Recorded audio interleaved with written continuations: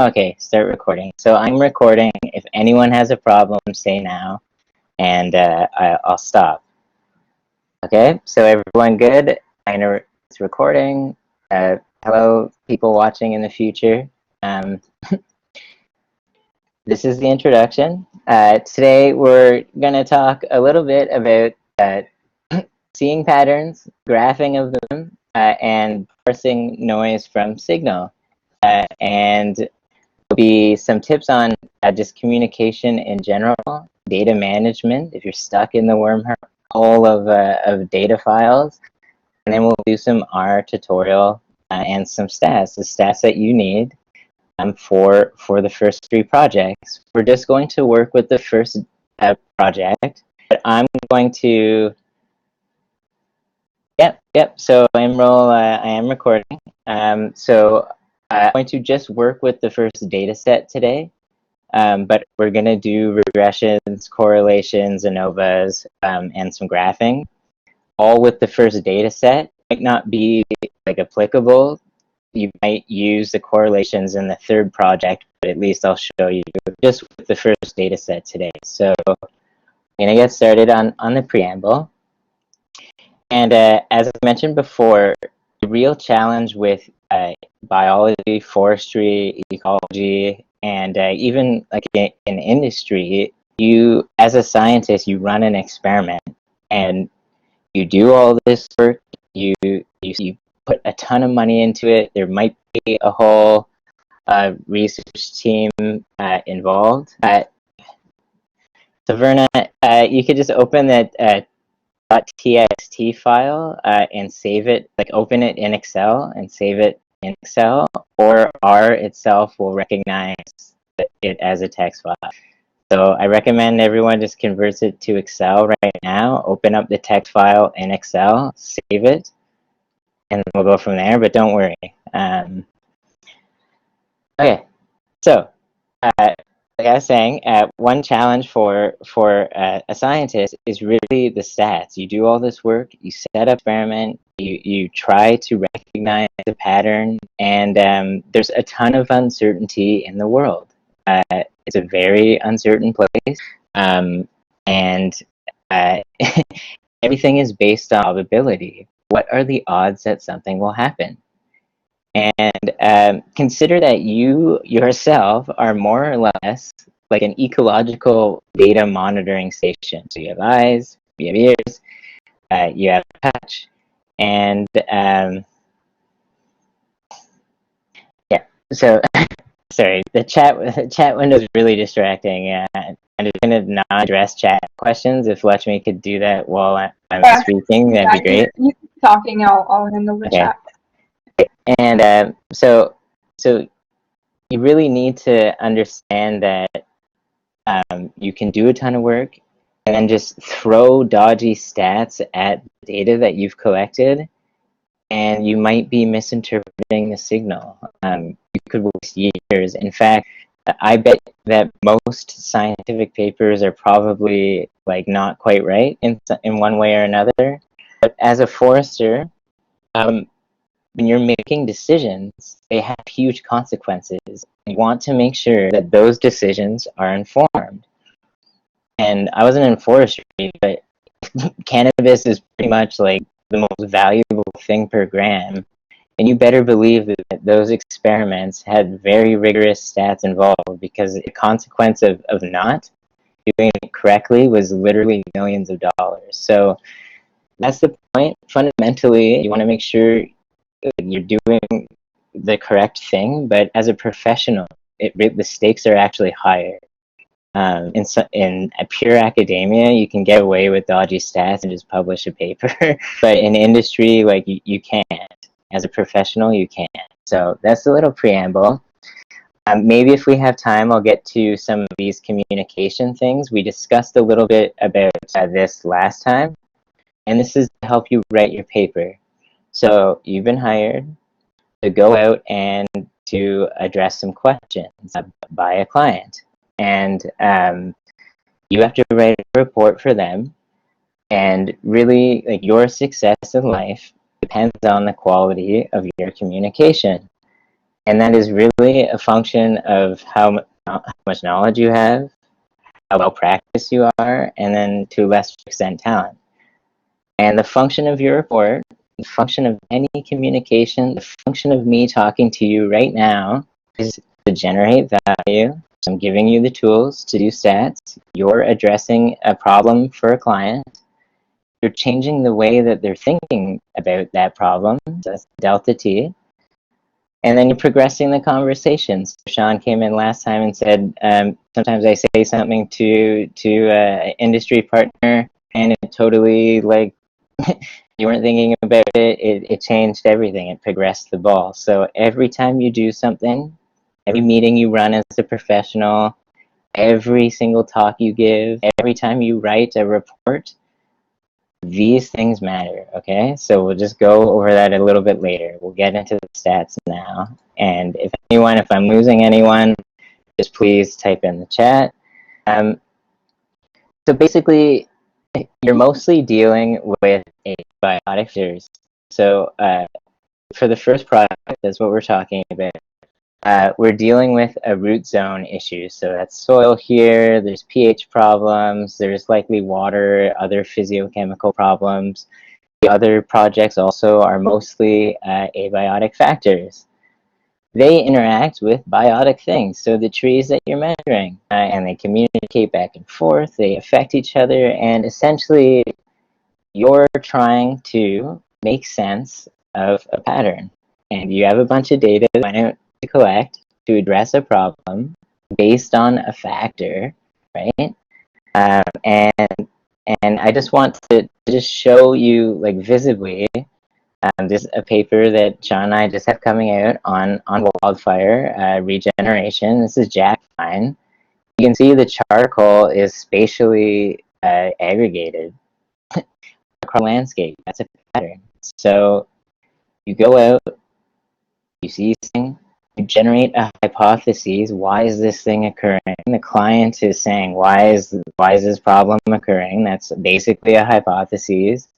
You go and you collect data to try to like falsify that train of thought and to solve that problem, to recognize the pattern.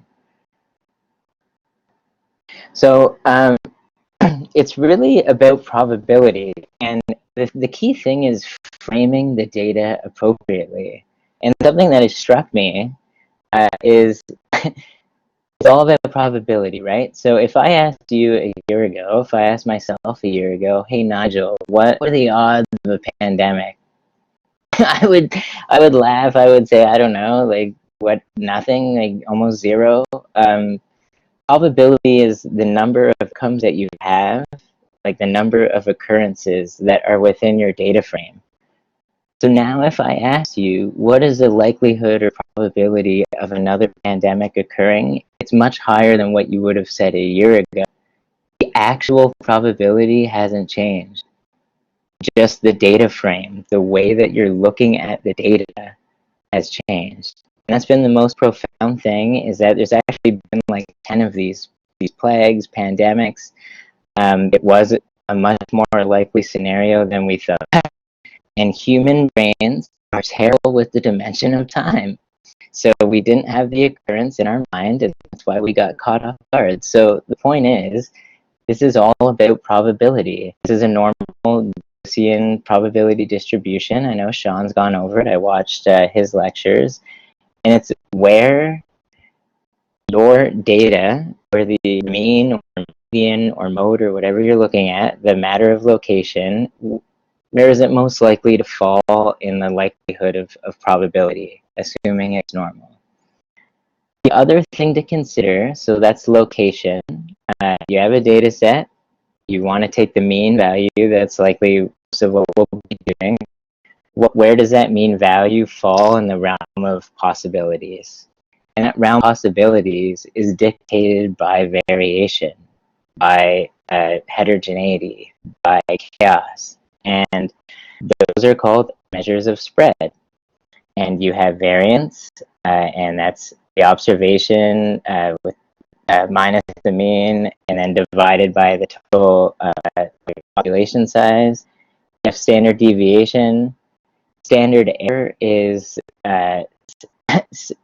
basically the standard deviation divided by the square root of the number of data points you have, and you use standard error instead of standard deviation when you've sampled appropriately to reflect the entire population. So something that is very misunderstood, including myself. I've published work that probably should have had standard deviation instead of standard error. Likely for your reports, you're going to do standard error of the mean, and that's fine. But just fundamentally, you want to ensure that the data that you have really reflects the true population, and more often than not, it doesn't. So first assignment, street trees, you go out, you measure 2 days, a couple of trees in 1 or 2 spots, right? That's not the population. We have a full data set, right? So that's more standard error territory. And then you have things like the coefficient of variation, which is basically the noise versus signal. So you have where in the likelihood possibilities does your data lie, and then what is the variance associated with that? So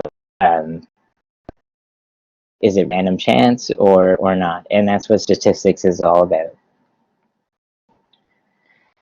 So it just so happens that not only are we terrible at framing the data, and our instruments themselves, we don't see infrared, we don't see microwave. There's tons of things that we're not seeing.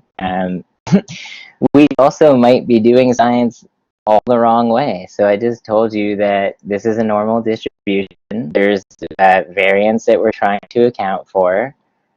But something I just came across, like literally a few days ago, was that Sean, in one of his lectures, gave, I think one of his first ones, a breakdown of ecology versus forestry, where essentially you had levels of organization like this, where you have an organism, he was landscape, ecosystem, habitat, like forest stand. The further down you go in science, the less noise there should be. There should be less variation. So it turns out that that's not the case, and that the variation actually, so that's called reductionism that science was founded on. So to understand complex things, you need to break it down. It turns out that the variability is actually the signal, not the noise. But we won't get into that today. We'll just go back to the way science is normally done. I just want to let you know that, like, we are faulty ourselves.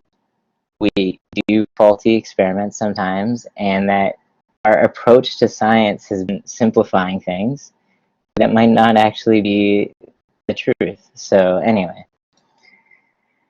So what we're going to do today in R is that we're going to give you the tools to write your reports. So for your reports, you're going to need some graphs, and you're going to need to do some statistics on that data. So I've already gone ahead. This is the first report.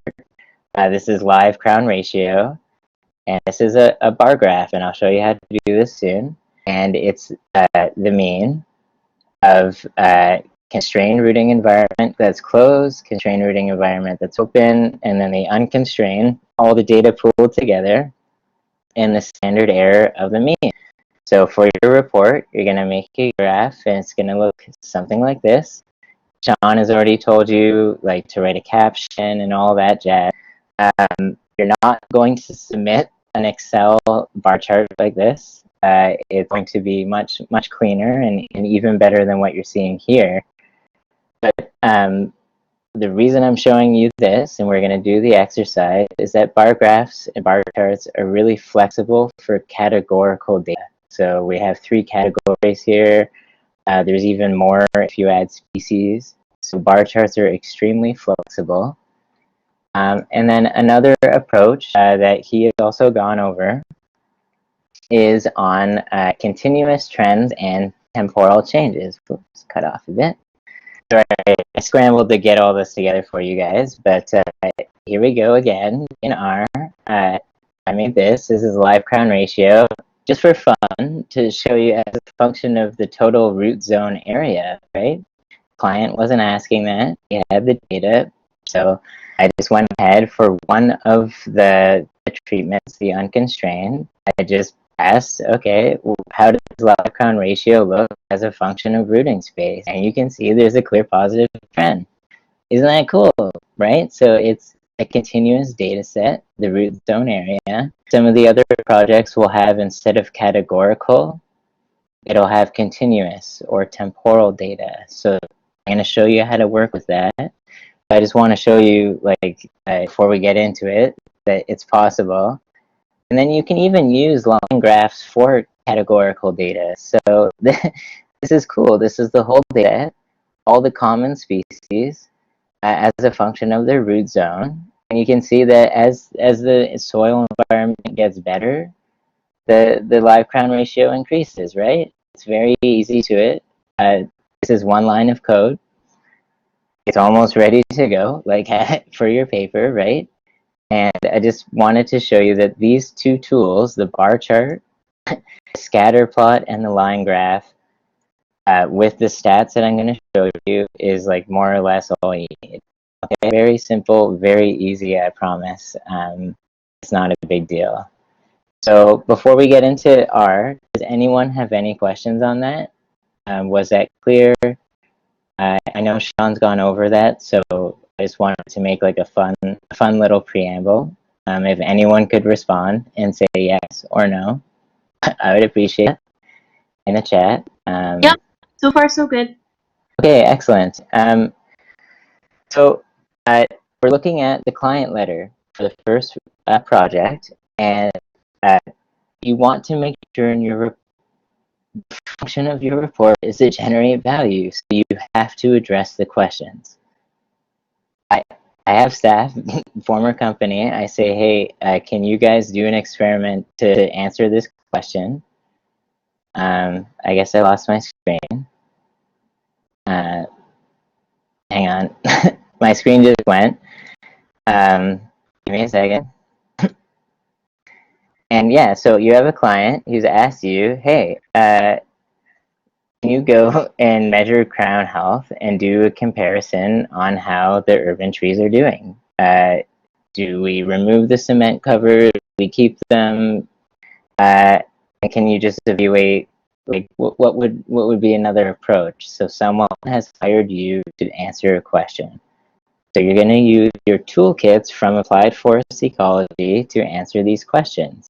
And we're going to try to address these questions in R. So what I'm going to do now is I'm going to pull up our studio. We have our empty screen. Hopefully it stays. And, oh wow, it's jumping on me. Great. Okay, so I'll give everyone a second. What you want to do, to clear my console, what you want to do is grab that first data set. It might be a text file. I'm pretty sure you can import text files, but if not, just convert it to Excel. So you can open the text file in Excel and then save it as an Excel file. So let me see if I can find it on my computer. I've already done the code elsewhere, but let me see. Don't judge me for all this crap everywhere. So here's project 1. This is what you should be doing right now while you're listening to me yammer. It's just retrieving the data and it's parsing it into columns. The thing that I've done differently for the data that's different, I've added one column, and it was just to simplify the code here. So instead of constricted close, it's con close. That's the only thing I did differently. Otherwise, you'll have the exact data set. So you can see here, it's telling you what the code is in order to upload this, and it was just that simple drop-down import data from Excel. So I'm going to import it, give you guys a minute, make sure that you're okay and that everyone is on the same page. So I'm assuming everyone's familiar with our R Studio and that this really isn't like a big problem. So the thing to do is just, as you're working, just copy and paste the code so that you can save it. So instead of like whatever that title was, I'm just going to call it street trees. And make sure everyone's still good. It looks like I'm not on the camera, but as long as you can still hear me, that's fine. And then the next thing we do is we want to make sure that indeed that data file works. So we want to view it. There's a function called view, and I will just run it. And there's our data set. So I'll make it a bit larger for everyone. Everyone's still good? Just type in the chat. Not? I mean, no, you're not good? Your screen's a little bit blurry when we're looking Okay. at. Yeah, it just looks like I'm having trouble with my connection. I'm not sure why. I'll keep trying to share the screen. Do the best I can. That's all we can do in this virtual space. It's back now, you're good. Yep. And I don't want to like yammer like too much here. So I might just start, like, I've already done all this for you. So I don't want to waste like too much time.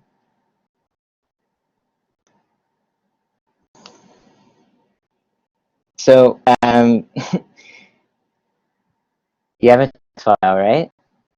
You go to Excel on your computer, you open up Excel, and then you go to Open, and then you click on the text file that you saved. You open it in Excel, and then you save it as an Excel file. There's also code that instead of reading Excel, you can read a text file. So anyone else stuck on that? No? Okay. So Verna, if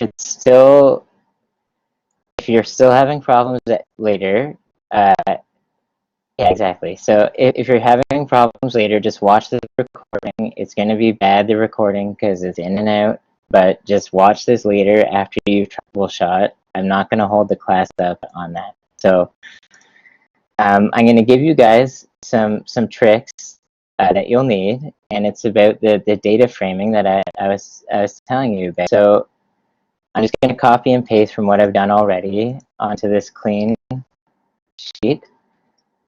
In our studio, this is a good way to actually save something so you can find it later through this little function tab. So you do a hashtag and then dash dash dash after, and you'll find out later how cool that is. So what I've done here is our data set. Let's say I'm interested in just one treatment, the constrained close. This is the code that you use to make it the data frame just for that one treatment. So it's rows 1 to 78 is our con close. So there we go, 78 con close. So that's a trick you can use later. I just wanted to show you. It's important. It will come up. You'll need to use it. And every time you're doing something, you want to use the attach function.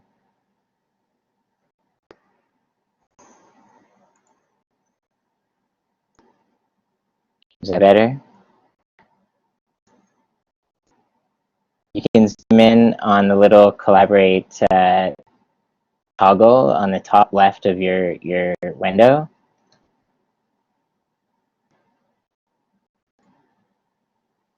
No problem.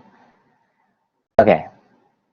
So now we're going to get into the stats, and I'm going to keep moving along because there's a lot to cover. I want to make sure everyone has the tools they need. You guys can watch this later at your own pace, but I have to give you the tools, okay? Otherwise, you're going to be stuck. You have Sean's stuff. You'll have this. You'll have the slides. You'll have the code. I'll put the code up. You can watch the recording. So going back to data set, we have a bunch of variables: live crown ratio, crown dieback, crown transparency, chlorosis, species, root zone, and root zone area. So I'm interested in what is the mean of the live crown ratio by root zone and by species. So in your report, you're going to want to write the mean value and the standard error. So this function, summary SE, gives you all of that. I likely need to add the package, let's see, is it R.min? So you're gonna have to do some package stuff. I'm sorry guys, like it's just the way it is. I know it's complicated. I know you're gonna have issues with this. There's a package to use this function. It's called R.min. You need to use it. And then you can write this code, summary SE. The data file is street trees. It's going to ignore non-filled columns. Our variable is live crown ratio. And I'm interested in live crown ratio for each root zone by each species. So let's see what happens.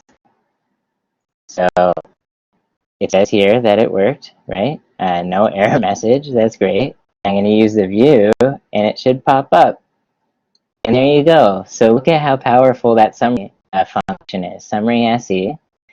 For each of our root zones, by each of our species, we have the number of samples. And then you have the live crown ratio mean value, the standard deviation, standard error, and confidence interval, all in one go, all in one line.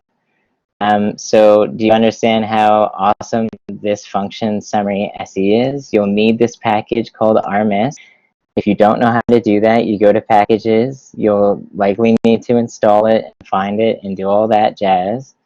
If not, you can manually type in, get the mean, get the standard error. This is just the fastest way to go about that. And let's say I'm interested in the root zone area by like, okay, well, I don't know how to make it larger for you. There you go. You can zoom in yourself.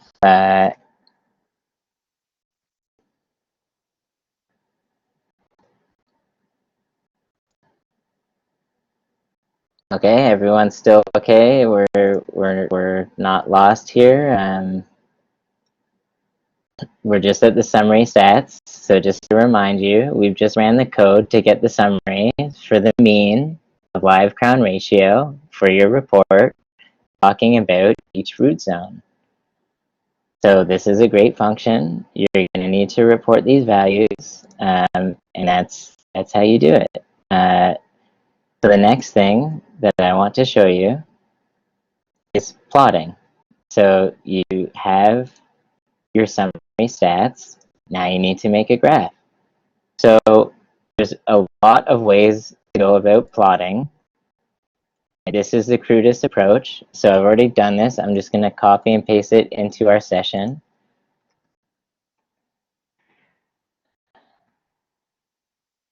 So it's the plot function. So it's literally plot. And then you have here, I'm just, for an example, to help you on any of your projects, this is a continuous variable root zone area. And just to remind you, it's this value here, the root zone area. So that's really interesting. It's not in the client letter. The root zone area is on the x-axis. The y-axis is live crown ratio. I'm interested in live crown ratio as a function of the root zone. You can do colors to your graph a number of different ways. This is a cool code that works really well for colors. This is a style. So none of this matters. You can just do plot, root zone, live crown ratio, group by root zone, data equals street trees. And what you'll get, oh, it didn't let me do that. That's awesome. I have to attach street trees. So let me know that there is a problem. And it was that I had attached a new data set, condensed one, So it's just letting me know that I can't spell either. Oh, that's right. So I need to reattach. Oh, great. That's not found either. Let's see.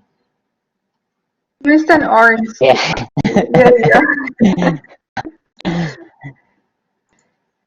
Okay, so you guys see how all that worked? It like gave me a bunch of errors, and then it finally what this is saying is that it's masking over the last attachment that I made. So back to the plots, back to how cool this thing is. So I click on this, it brings me to data framing. I click on this, it brings me to summary stats. I click on this, it brings me to the plot. So that's how you do that. Is you have to add these dashes. But anyway, so it should work now. It didn't work. Oh my god. Let's see. Awesome. Street trees. I have a feeling this is gonna happen. Let's see. If this doesn't work, I don't know what the problem is. It says error in plot window. Okay, well, let's just do root zone, life crown ratio, group by species, and let's, maybe it doesn't like code, I don't know, I have no idea. I'm just going to remove it. It was working a few seconds ago. Data equals street trees, I think that's correct. I make sure that's street trees. I look over here, it looks like it's attached, so this should work as just a crude plot. Of course it doesn't. Watch me, does anyone see what the issue is there? Let me just try here. Do all this again.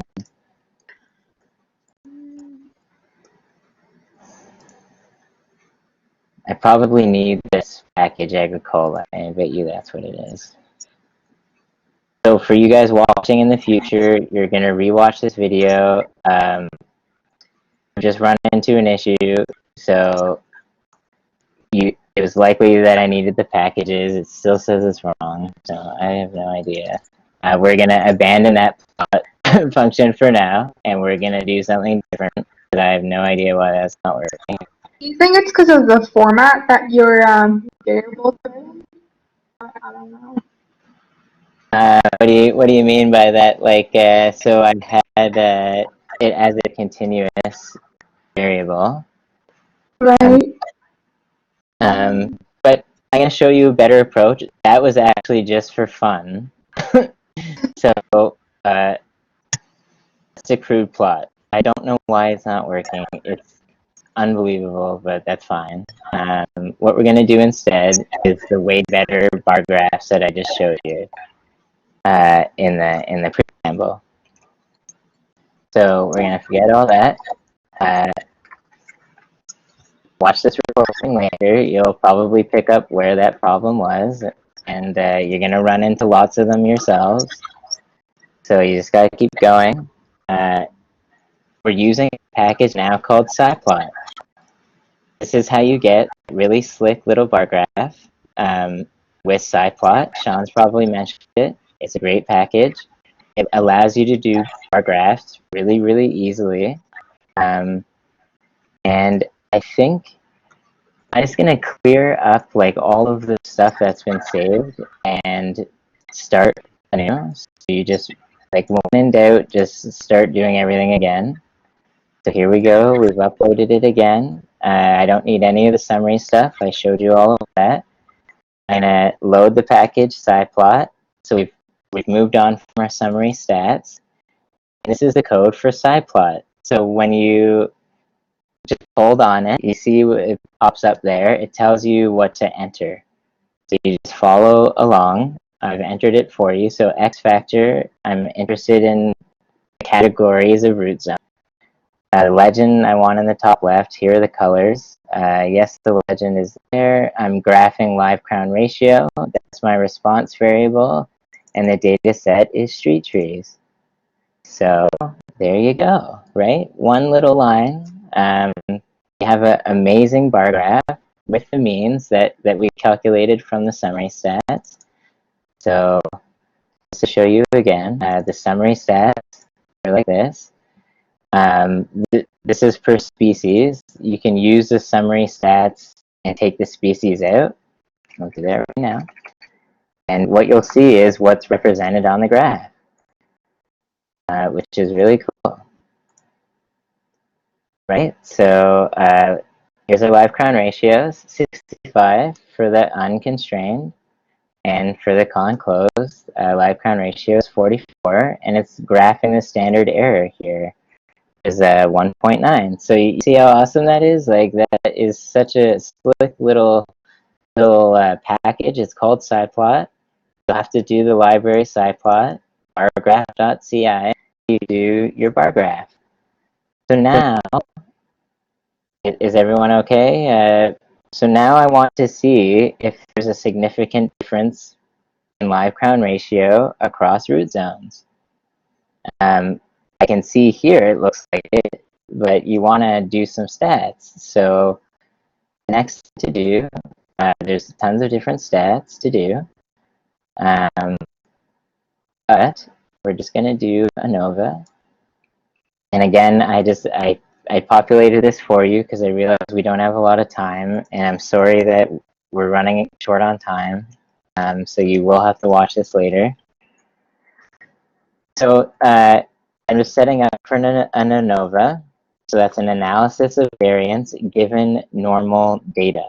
So we're just going to assume that for now. And I'm just doing this here for you. So again, you can use this little quick slick tool to come back to your ANOVA when you need it. The function is very simple. It's AOV. The response variable is live crown ratio. And you always want to check back at your data set to make sure that it is LCR, all lowercase, right? So that's the response variable. By the category root zone. And here I'm looking at root zone and species interaction. So because we have a bunch of species. So I'm going to show you how nice this is. We're going to do a summary. So I've just run the ANOVA, it said it worked, right? It registered down here. And then I'm going to do my summary stat. And here we go, right? So root zone is significantly different, and we can see that. It's quite clear. There's no bones about that. I didn't graph the species here, but clearly the species live crown ratio is different. And their interaction is almost significantly different too. So that means that each species is responding to these root zone environments differently. Almost. So 0.05 is significant, 0.07 is marginal.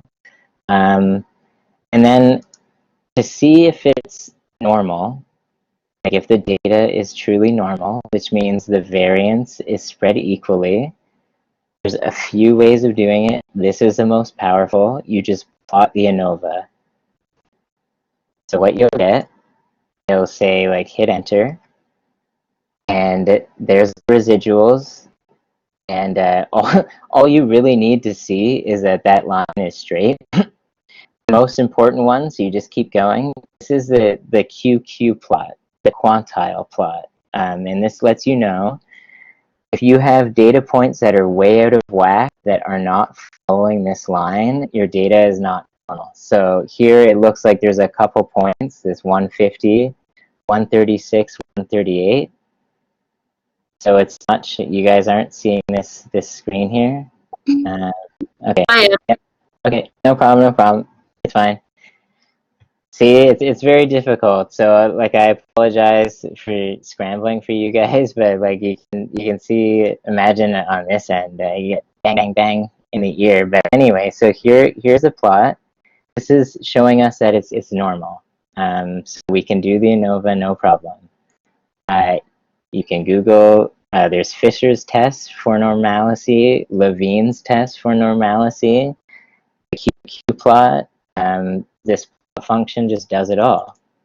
So now I'm interested, the summary showed us that root zone and species and their interaction were significant.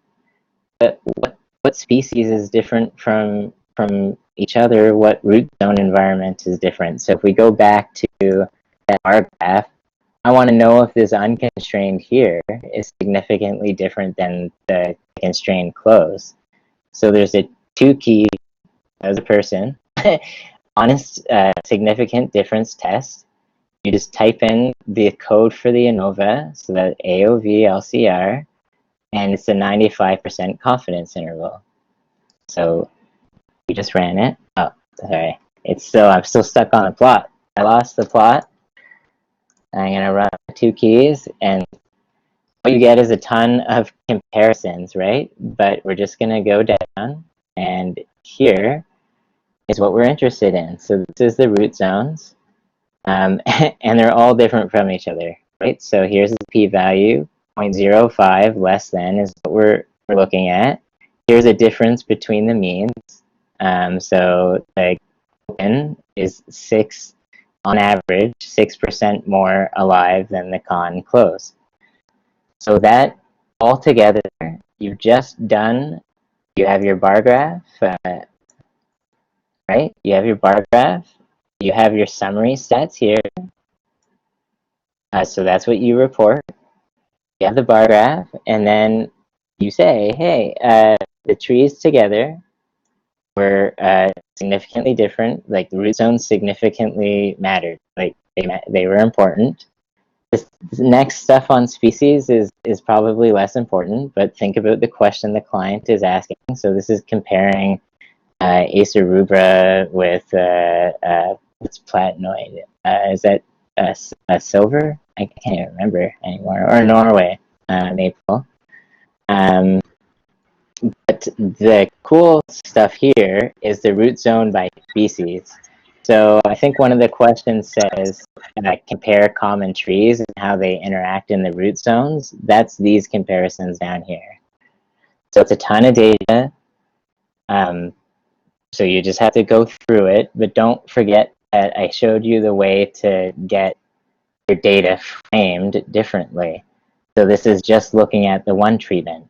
So if I was interested in how each species is responding in the one treatment, I might simplify the data that way. I know we're running out of time. There's not enough time to cover all of this. So I want to show you just very quickly to do the line graphs and scatter plots using the bar graph.ci, and then quickly show you regression and correlation. You'll have to watch the recording.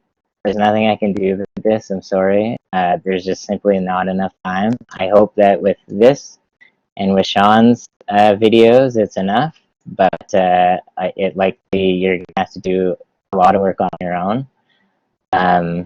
So if there are pressing questions, type them into the chat.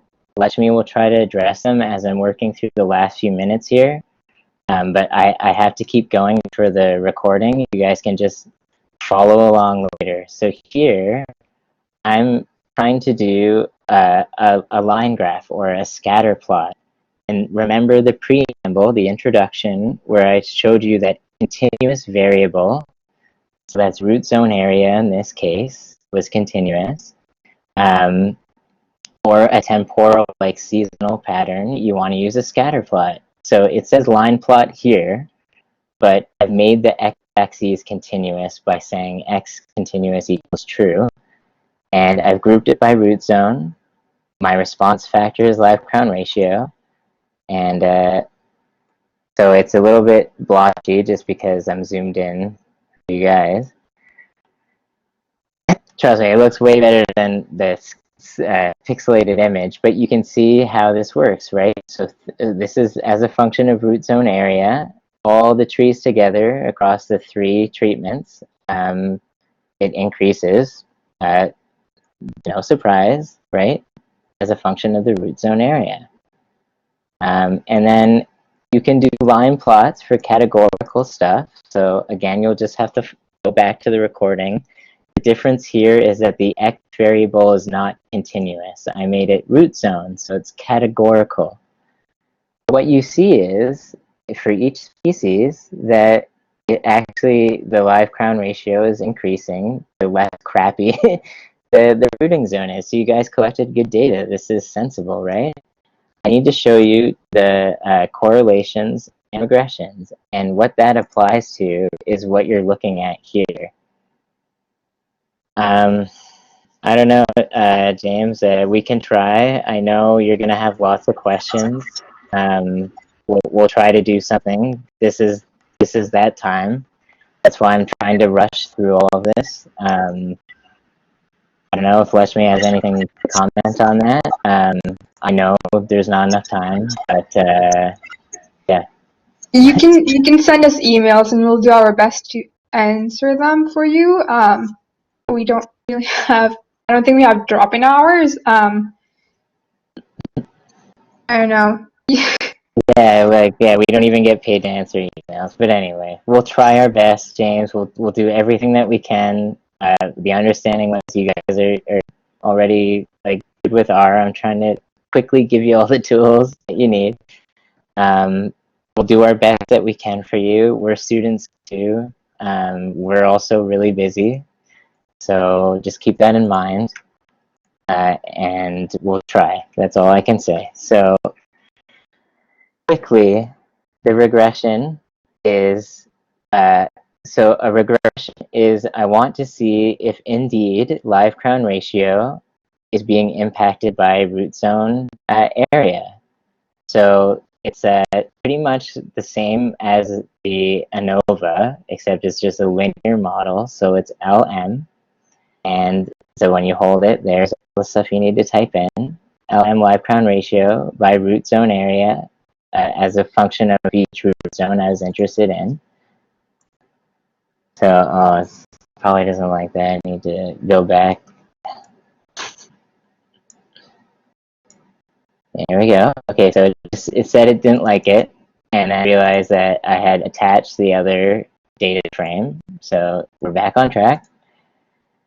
And here we go. What you get is pretty much the same output as an ANOVA, but this is a regression. So this is saying that root zone area is influencing live crown ratio. And it's also saying that other factors that are important are the open environment, the unconstrained environment. They all are significantly affecting live crown ratio. There's a lot to unpair.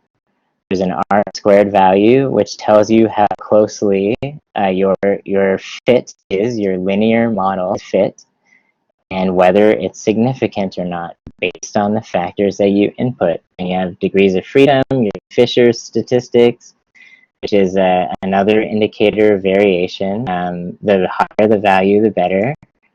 And then very quickly, as we're almost out of time, we're still looking at something like this, a data set that's like this. So we just did a regression to see if this trend is indeed like linear and positive, and yes, it was. A correlation is just whether root zone and live crown ratio in this example are related. Not that root zone area is driving live crown ratio, just that by random chance, not random chance, but they happen to be moving in the same direction. So it's the same thing basically as a regression, but the function is core.test, and there's Pearson, Spearman, Kendall, depending on what type of data you have. And there's ways to check whether it's normal or not, and that's through the Shapiro test. If your data is not normal, so you'll be watching this recording, here is the function for non-normal, which is non-parametric data. We've already done the test to see, and it was normal. So we're just going to do the correlation. For you watching later, if you come across your data and it's not normal, it's Wilcox instead of a core test, and it works the same way. Okay, so I'll just quickly do this. And I do apologize that it had to be rushed. You're just going to have to watch it, did the linear model again. You're just going to have to watch the recording later. And so what we have is a coefficient of correlation. And that's pretty similar to what an R squared value is just the higher this value is to 1, they're both variables are moving together. So this is root zone area and live crown ratio. I could actually put a non-continuous variable here if I wanted to, but it's fine as it is. And it's saying that they're both positively related. And we just did the regression and it showed more or less the same thing. There are confidence intervals and then the sample estimate. So again, the difference between a correlation and a regression is that in a regression, the root zone area is driving the live crown ratio. In a correlation, they both just happen to be moving positively together. So the root zone in a correlation is not determining live crown ratio. And here are the functions just to see whether the data is normal or not. So that's a Shapiro test. So I think I gave you guys the tools that you needed: an ANOVA, bar graph, line plots, scatter plots, correlation, regression. The attempt to plot didn't work. If you wanted to watch this again and use the code, go for it. The summary stats are very important. The summary SE. You can calculate it a bunch of ways. I never took a course in R. Everything I know is from Google or code passed on. So it's all accessible. That's what's great about R. It just is a time sink. You're just going to have to spend time. There's packages to upload. Every time you attach a new data frame, you need to make sure everything is running smoothly. So just to reiterate, just to go back through everything, my computer probably blow up. It's best to get out of this. I wrote over time, so I'm not going to take your time. If you need to go, then you go. The point, the take-home message is there. You were hired to solve a problem. You've collected data. You want to see where that data falls in the realm of possibilities, whether it's normal or not. I've given you a few approaches to deal with data that's not normal and data that is. You want to see how varied that data indeed is. I've showed you how to make the bar graph. I've showed you how to get the summary stats so that you can report them in your figure. And then I've also showed you the ANOVA that tells you which one is different from each other. And then the other thing that we learned were scatter plots and line graphs, and you see how effective they are. And then what you apply to this sort of graph is a regression. So is this trend being driven by root zone area? And it was, right? So, and the correlation, it just means that root zone area is not driving it. They're just moving in the same direction. I had a bunch of other stuff,